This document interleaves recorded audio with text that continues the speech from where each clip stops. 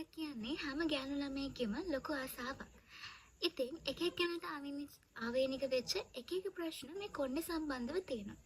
සමහර කෙනෙක්ගේ කොණ්ඩේ දිග වුණාට කොණ්ඩේ මහත නැහැ. කොණ්ඩේ වොලියුම් එකක් නැහැ කියලා කියනවා.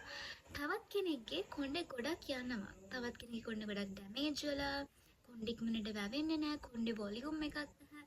ඔන්න ඔය වගේ ප්‍රශ්න අපිට විවිධාකාර විදිහට කට්ටියගෙන් අහන්න ලැබෙනවා. ඉතින් මං හිතන විදිහට මට ලැබුණ ප්‍රතිඵලත් එක්ක ඔයිල් ට්‍රීට්මන්ට් එක තමයි කොණ්ඩේ තියෙන ඕනම ප්‍රශ්නයකට සොලියුෂන් ගන්න පුළුවන් ට්‍රීට්මන්ට් එක විදිහට මම දකින්නේ.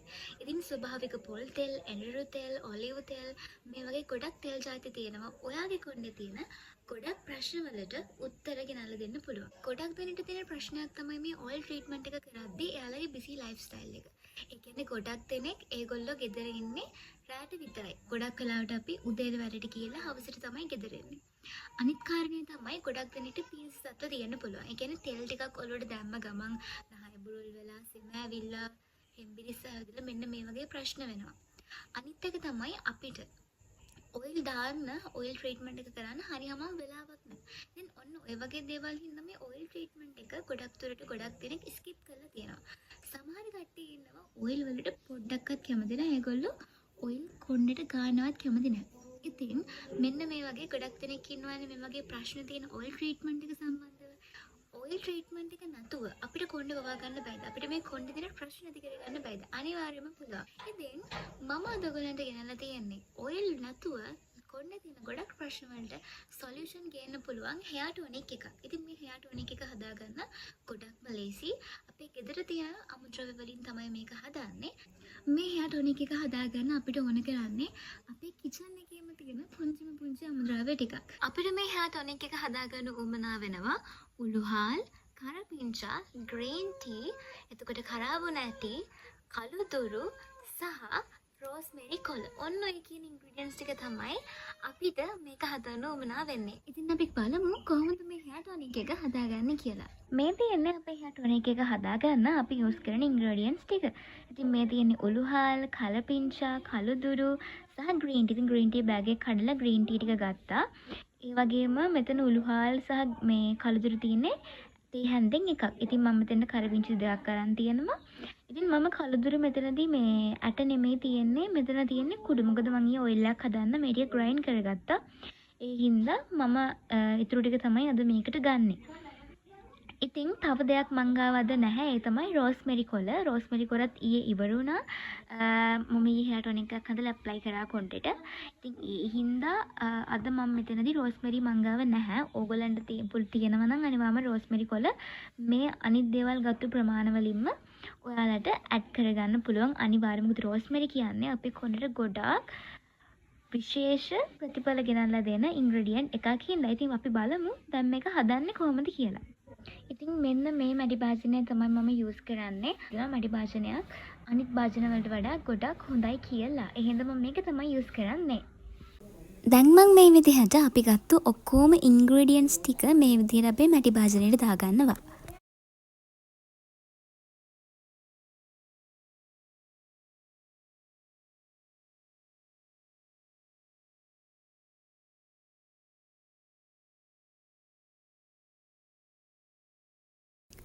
දැන් මම මේකට වතුර කෝප්ප භාගයක් වගේ ඇඩ් කරගන්නවා.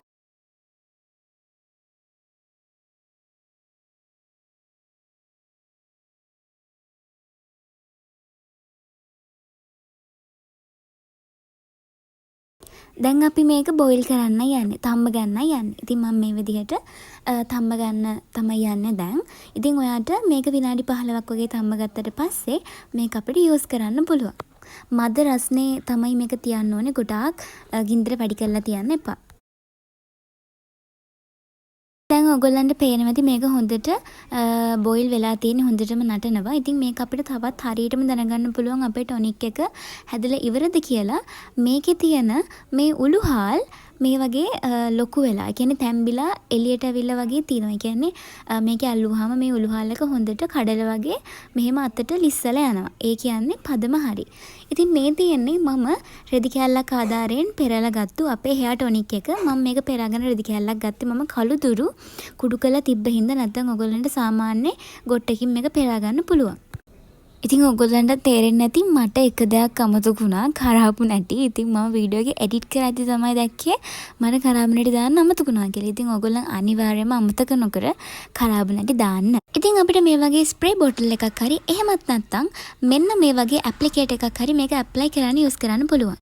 ඉතින් මේක ඇප්ලයි කරන්නත් හරිම ලේසි. අපි බලමු කොහොමද මේක අපි කොණ්ඩෙට ඇප්ලයි කරගන්න කියලා. මට කරන්න තියෙන්නේ නැවට පස්සේ හොඳට කොණ්ඩේ පිහදලා ඊට පස්සේ ඔයාලට තියෙන මේක ඔයාගේ ස්කැල්ප් එකට හොඳට ස්ප්‍රේ කරගන්න එක.